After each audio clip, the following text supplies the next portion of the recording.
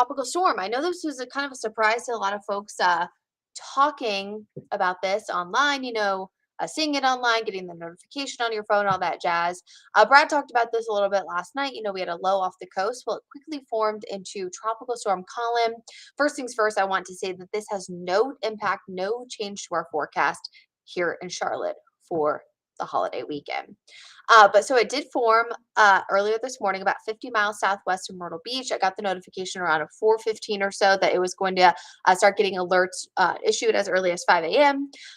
Biggest impact for the Carolina coast, first things first, will be today.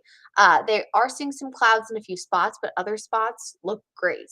Rip currents elevated, beach conditions a little bit more rough than normal, so elevated waves, things of that nature. So if you do have plans to head to the Carolina coast this weekend, be weather aware. Know that the rip current risk is definitely going to be elevated.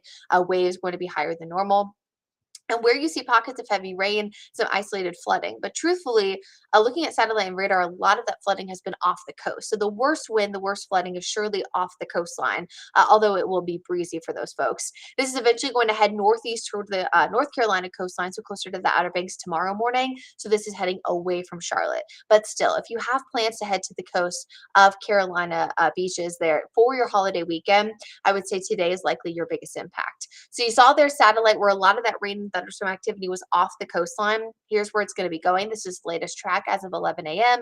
By Sunday morning near the Outer Banks, and by Sunday night, it is out of here.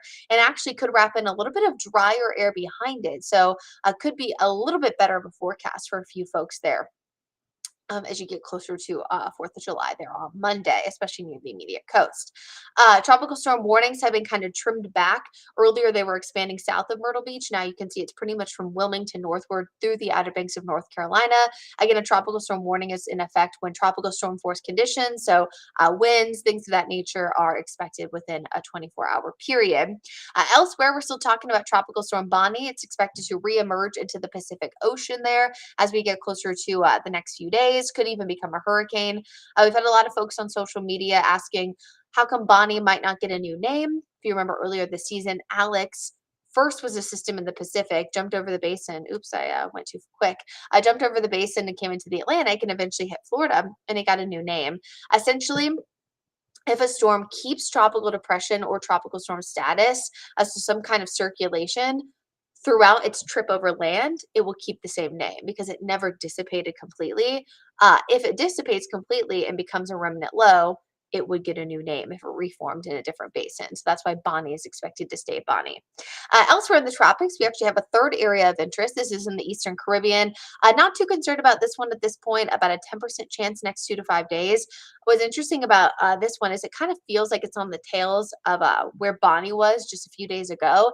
And that typically causes upwelling. So it's when the colder ocean water from further beneath the surface kind of brings up to the top because of the motion of hurricanes and tropical storms. They're inward at the bottom, outward at the top. So it kind of brings up that colder water.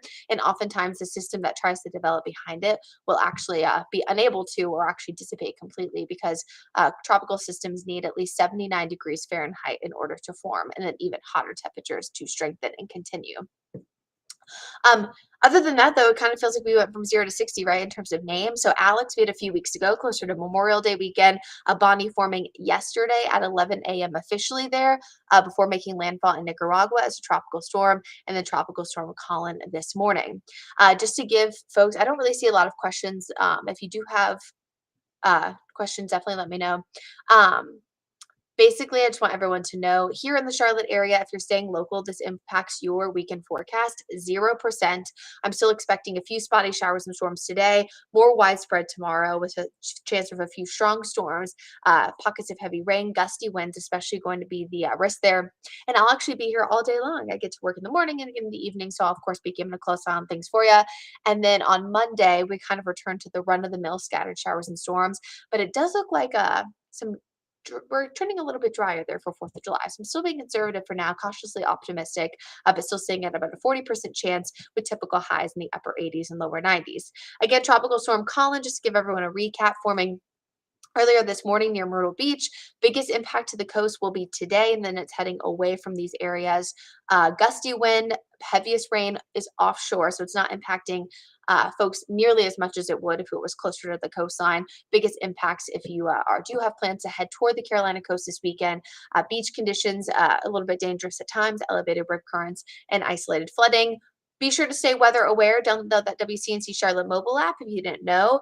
If you download it and you go to a different area, if your location services are turned on, it will give you updates for that region too. I hope everyone has a safe and happy 4th of July. And if you have any questions on what's going on in the tropics, feel free to shoot me a message, Facebook, Twitter, Instagram, or send me an email. Have a great day.